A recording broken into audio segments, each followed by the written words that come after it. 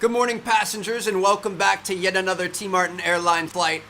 I hope you brought your hazmat suits and your dosimeters, because we're going to Chernobyl. This little plane really has seen it all, huh? On our last flight, narrowly avoided a storm in the middle of the Bermuda Triangle, and now we're going to ask it to fly over Chernobyl. This is going to be a good time. So welcome back. We're going to be taking off from runway 18 left here in Boryspil, Ukraine. So Boryspil is a smaller city just outside of Kiev. Kiev's the capital of Ukraine, 7th biggest city in Europe, and Boryspil is like the main airport. It accounts for most of their traffic. It's the biggest airport in Ukraine, and we're going to be taking off here. So going to be about an hour outside of Chernobyl, at least in this little guy. Obviously, he's not going to be very fast. Let's go ahead and bring our landing gear and flaps up, but if we look off to our right, over there is going to be Kiev along the river. We might try to buzz by it. We'll see what happens. Off to our left over here is the little town of Boryspil, but you guys can see we do have some pretty big jets here. You actually can go visit and tour around Chernobyl, so if you ever did do that, you would likely be flying into this airport. Technically, we should not immediately be crossing over into other runways and stuff, but we're just going to take the quickest route we can to head off in our direction. Like I said, we're about an hour out, so it's going to take a while. Now, if I bring up my my VFR map here, we're going to see where we're going. So here's the airport. Kiev should be somewhere over here, I think. I'm going to head in that direction. We're going to see if we see a big city, then that's going to be it. But Chernobyl is going to be up here. We're going to have to follow this waterway, take a left, and go up here, and I believe Chernobyl is going to be right around here. Pripyat's going to be up to the northwest of that, and this is the Pripyat River here. So because we are in a seaplane, might try to set down the Pripyat River. We're going to go see the almighty famous Reactor 4, fly over it, see what kind of interesting stuff we can find out about it. I've got some fun facts lined up, and then we're also going to try to go to the Pripyat amusement park, which is the focus of many horror movies, horror games, COD 4, that sort of thing. So while we're up here, I've got some fun facts that I looked up. Now, honestly, I'm not going to be able to really do this any justice. If you guys haven't seen it, watch the Chernobyl HBO series. It is incredible. It is so good, so well made. I think it was like 5 episodes or something like that. Sorry, I'm ignoring ATC here. I think it was like 5 episodes, maybe an hour each. You know, nothing too crazy. You could binge watch it in a night for sure. But it is just, it's so good. It was so well made. It was fairly accurate as far as I'm concerned. I'm not an expert in the matter by any means, but it was really, really good. And the director from it is actually signed on to make a The Last of Us HBO series, which I'm not sure when they're expecting that to come out. But that's going to be incredible too, and I can't wait to check that out. But yeah, so Chernobyl, I'm not acknowledging you, man. I'm flying to Chernobyl. Chernobyl is the worst nuclear accident in the history of the world. It happened back in April 26th of 1986, and extremely sad disaster, avoidable. Obviously, it was kind of a different time back then. The USSR tried to cover it up. They tried to cut some corners. They you know, thousands of people could have been saved. It was not a good thing. So yeah, this is the Ukraine's largest and wealthiest city. You know, heavy ties to like industry and stuff early on. In more modern days, it's, you know, heavy finance, industries, science, education, stuff like that. I mean, it's a fairly Western city. And like I said, tons of tourism comes through here and stuff. Lots of like old chapels and monasteries and religious points of interest. And honestly, I'm just kind of making this up a little bit as I go. I don't really know a whole lot about it, but we're doing a little fly through to check it out. Have some very interesting shaped buildings. That one looks a little questionable. But yeah, this is cool. I'm trying to get to the Dnieper. Hopefully I said that right. D-N-I-E-P-E-R, Dnieper River that's over here. It's the river that the city is based on, and we can just kind of follow that up, get up into the Pripyat River, and it should be an easy road map for us to be able to follow. It looks like it's right here in front of us. So I'm reading some more about it. This is actually interesting. It's one of the oldest cities in Eastern Europe. At one point, it was captured by the Varangians, aka the Vikings, in the mid-9th century. It was completely destroyed by Mongol invasions in 1240. And it's kind of exchanged hands a lot throughout the course of history. It's kind of been here for a long time. Many a people have come through and conquered it, and it's got very, very deep roots in Slavic history and stuff. So pretty cool. But here we go. We made it to our river. Got some nice riverfront property out here. I don't know if I would want to live here, but it looks like it could be kind of peaceful.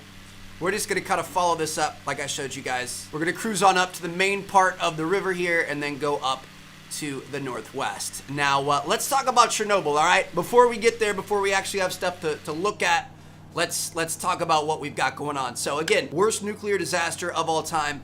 It happened during a safety test. A safety test, guys. Like, come on, this was avoidable. We could have done better here. So what they were trying to test is what would happen and how they could react in case of a power outage. So obviously that's a real threat.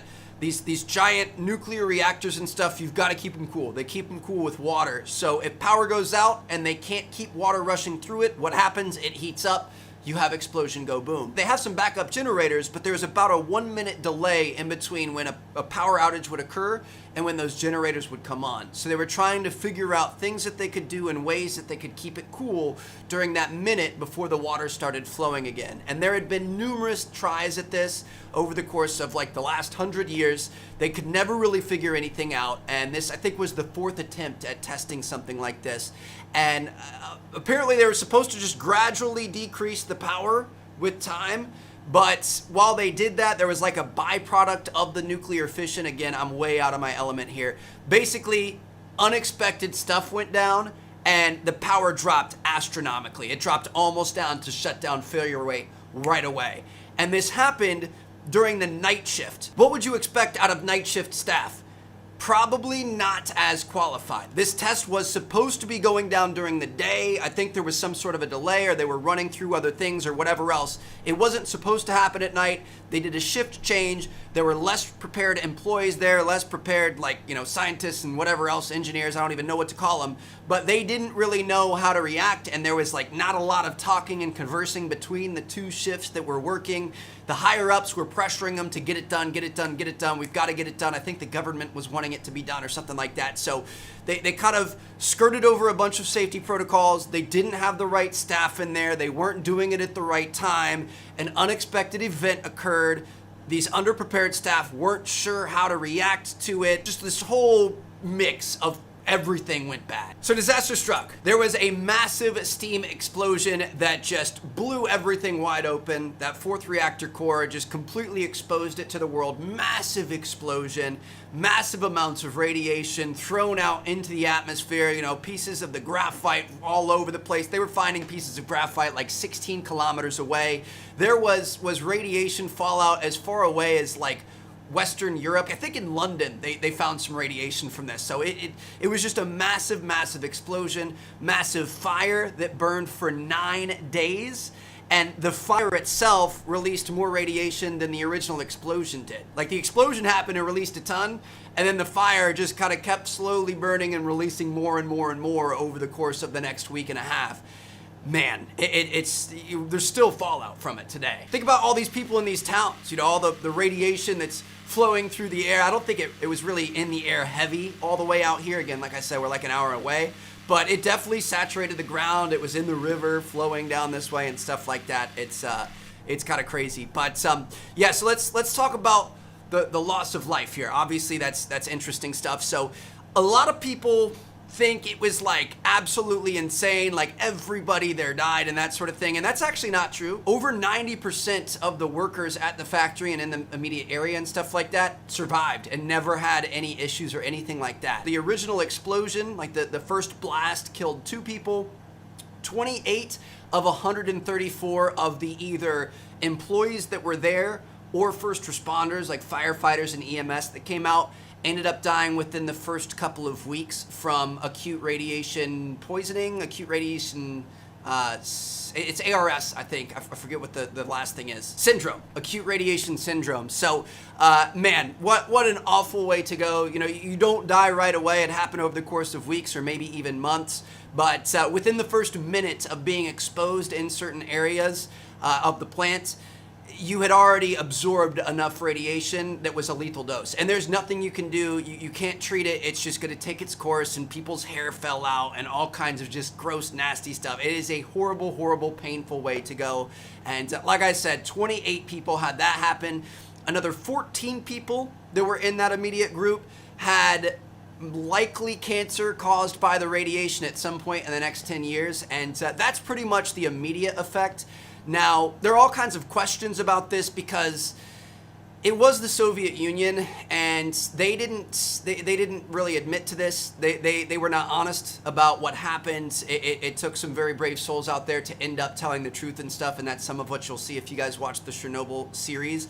But you know, they weren't honest. I think the first place to report this explosion to the rest of the world was Sweden. They felt it all the way over in Sweden and figured that out. So that's kind of crazy. They estimate that somewhere between 4,000 and 16,000 people died in some way, shape, or another related to this incident. So, you know, absorbing radiation over time, you know, whatever may happen, developing cancer, that kind of thing. That's kind of what they expect. Obviously, it's a really hard thing to estimate. A lot of the surrounding areas were evacuated within the first like 72 hours. I mean, hundreds of thousands of people uprooted from their homes. They still can't go back today. We're going to be checking out Pripyat after we see the reactor and the power plant.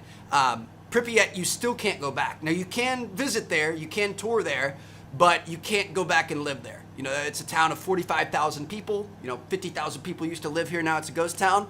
You still can't go back. Now, let's talk about cleanup, all right? So cleanup is by far the most dangerous part of it. This is where most of the deaths have come from. This is where it's the most lethal. I mean, the original blast and explosion, everything else was bad, but cleanup and trying to clean up this area that's still just completely saturated with radiation is not easy. So back in 1986, they built a sarcophagus, which is like this giant dome that they put over it in the hopes that it would kind of sit there and like not let any more radiation out, so they can slowly start, you know, creeping their way in, cleaning up, that sort of thing. Over time, that sarcophagus has started to, you know, dissipate, fall apart a little bit and stuff like that. So a couple years ago in 2017, they came out with the new safe confinement, which is like a sarcophagus for the sarcophagus. So now we have that on there, and supposedly that's doing a good job of protecting it, and they're really starting to kind of get into the cleanup here. Now, their goal to finish the cleanup is in 2065.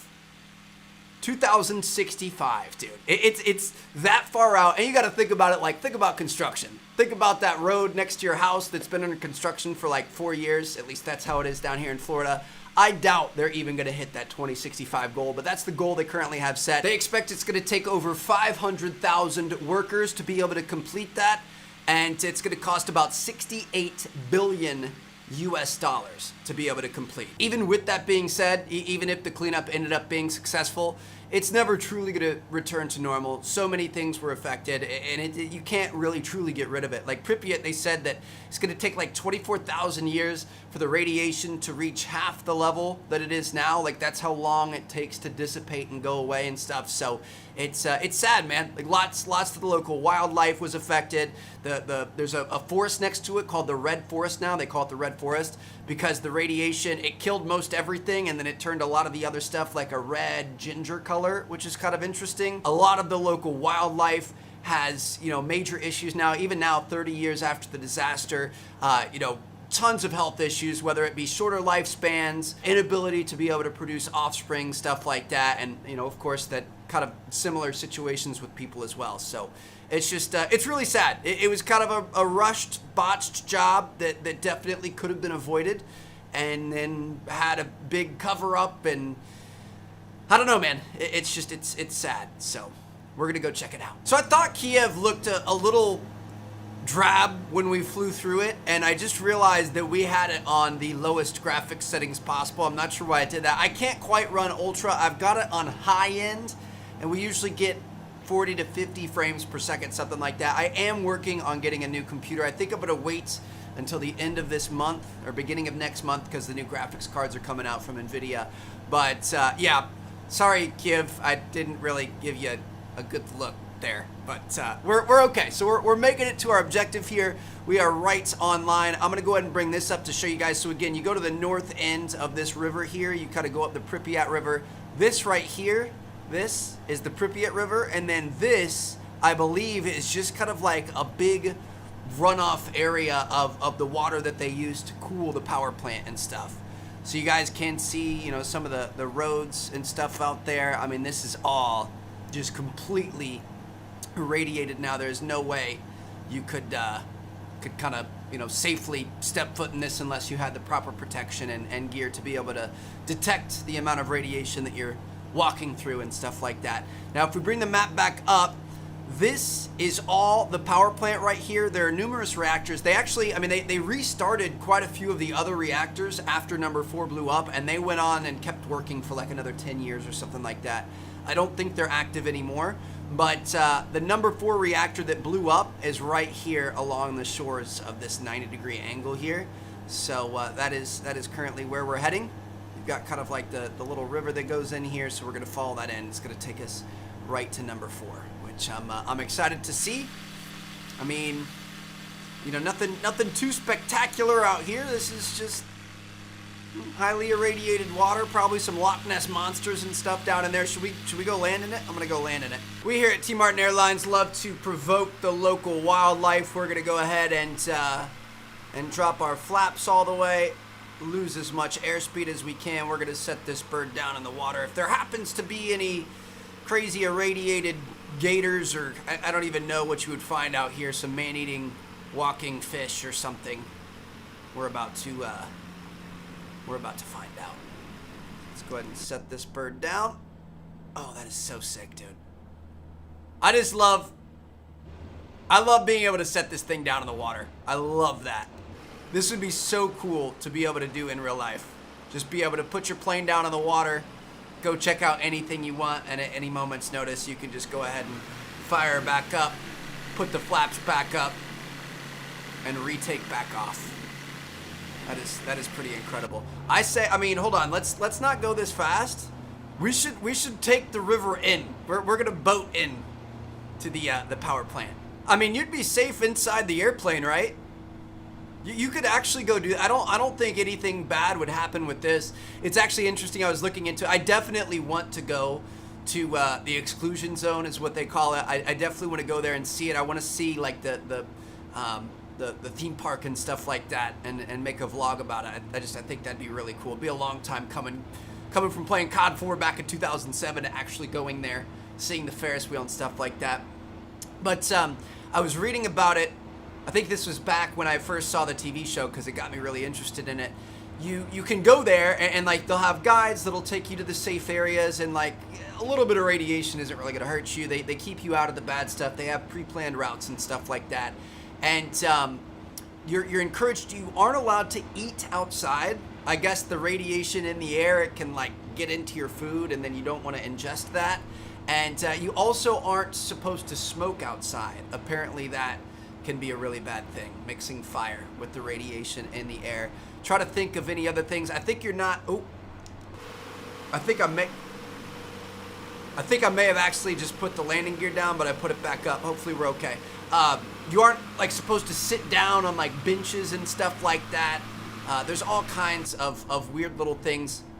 The town of Pripyat, since it's empty now, apart from a few tour groups that go through, it's now filled with like dogs and bears and wild horses and all kinds of stuff like that are now just living in the city, and all these giant apartment buildings and stuff that are now abandoned, which is pretty intense.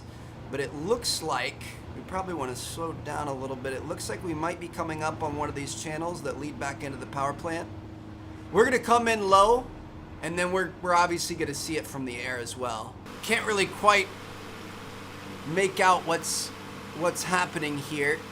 It looks like that's just a riverbank. We've got a like little hut or house or whatever you want to call it on the end of it. Is that a bridge? Are we gonna be able to make it onto that bridge? It's a little bit dangerous. We're coming in a little bit hot. Let's be careful here. Definitely don't want to destroy the bird. It's been a long journey to be able to get here. Ooh. This is looking more and more like a bad idea. You guys think we can pull up out of this? I'm gonna go flaps up. We're probably gonna crash. We're probably gonna crash. Just get as much speed as possible. Full speed, pull up. Oh my gosh, we made it. So are we next to it? Nope, that's another one of the reactors and stuff over there, I believe. I don't think that's anything that we're actually looking for. That's not number 4. It looks like, let me go ahead and get an outside view here. Looks like we've got a bunch of little buildings and stuff like that. I mean, it was a massive plant. Obviously there was a lot going on. It wasn't just this one reactor that exploded. There were numerous reactors around this thing. But if we flip this thing on around, there she is. That big long building along the 90-degree river, that, my friends, is nuclear reactor number 4. Now it looks like they don't have the sarcophagus around it. So this is likely what it looked like maybe before the explosion. We'll go ahead and reduce our throttle a bit and try to do another slower flyby. So it's this part down here is what actually exploded. So this is what would have the sarcophagus over it and then the new thing over top of that. So it looks like it doesn't really have the explosion and the destruction and stuff like that. I mean, we've got some weird stuff going on right here. And it kind of looks like it does look a little bit, you know, construction-y down here. So maybe I mean that little piece right there. The thing is it's going off of satellite imagery, and a lot of this game it just kind of like creates buildings based on what it thinks they would look like. So I'm sure that giant sarcophagus thing probably looks pretty weird from a satellite. So I don't think the game quite precisely knows what's going on here. But yeah, this right here, that's the piece that exploded. That's the reactor that went boom and caused all of this wild mayhem for hundreds and thousands of years to come. Flying right over top of it here. You guys seen the video of the helicopter? It's like one of the only videos from the disaster. This like recovery helicopter that was trying to help with the cleanup and stuff like that just folded up and fell out of the sky. I was talking about when we were in the lake, we were probably safe in the aircraft. I would imagine it's probably still not safe to fly directly over this thing. I mean, you might be all right if you had the sarcophagus protecting it, but yeah, dude, this is sick. This is really cool. I mean, let's be real. Would it be better to see a giant, you know, hole in the ground, or at least have the sarcophagus like recovery process happening or something like that? Yeah, that would be awesome. I would prefer that. But it's still cool to be able to be here and kind of see a little bits of what the area looks like. Like the actual destruction site is kind of missing a few pieces, but just being able to see all of these buildings and think about all the people who, I mean, some of the employees were asleep in their beds, you know what I mean, when this thing went off. This town of Pripyat over here, which we're gonna start heading to, you know, people were just having a normal night, or a normal, I think it was like early on in the morning, like 2 or 3 a.m., something like that, when it exploded. And everybody, I mean, you couldn't know just how bad it was gonna be, but everybody knew, like, oh my God, that's the nuclear power plant. And just to think about all of these people, how instantly their lives changed, it's just, it's kind of sad to think about. It's crazy. It's cool to see it though, to feel like we've actually been here. That almost looks like it could be an old airstrip underneath us. So we've got another little settlement out here, and we are heading in to the town of Pripyat. Protected Captain Price underneath the Ferris wheel here. We got to try to find the amusement park. So this is Pripyat here. This was a, you know, like I said, a town of 45 to 50,000 people when it was inhabited. There's a little truck going by down there. You know, shortly after the explosion, 1 to 2 days afterwards, the entire town had been evacuated. Nobody lives here anymore. It's a ghost town, as we've always heard in the COD games, and it does have occasional tourist tours coming through here, which I guess some of these cars that we're seeing could be, but apart from that, it is entirely empty. Now, I'm trying to see, let me pull up our map here. I looked, I believe the amusement park should be off of the left of this thing, We should be kind of flying over it right now. I'm not really seeing any amusement parks. I'm definitely not seeing any Ferris wheels or anything. It's crazy to see all these apartment buildings out here and these trees and stuff growing. Nature is slowly going to start taking this back as people don't go back into it. We have a lot of very interesting buildings and stuff out here. But yeah, the amusement park should be directly west of this thing. So we're going to go ahead and turn. We're going to fly over this way. I see kind of like a big brown area right here. I think this is where it's supposed to be. It's kind of intriguing they would have an amusement park in a city of only 50,000 people. And it's kind of out here in the middle of nowhere. Like it's on the border of Ukraine and Belarus. There's not like a major city around it or anything like that. So for them to have an amusement park is kind of interesting.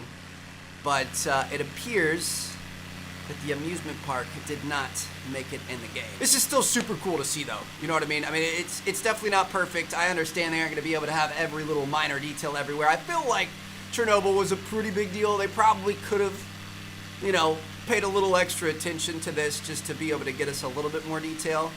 But it's still just incredible to see this and to just think about all these people's lives, all their families' lives as well, and just how, like, you know, generations of the future are going to be entirely different, all because of a couple of dudes' bad decisions and this giant building over here. So yeah, we traveled to Chernobyl today. I didn't think I was going to be able to say that anytime soon, especially here in the middle of quarantine, but I had a fantastic time. If you guys are feeling ill in any way, just, you know, remember we've got lawyers on retainer, and you did sign away your rights to health before this flight. So if you were exposed to radiation and you come down with ARS symptoms, I'm sorry. Make sure to wrap it up so you don't have any like four-legged babies or anything like that. And we are going to see you guys on our next adventure here at T Martin Airlines. Thank you guys so much for joining us. We are going to see you guys later. Peace out.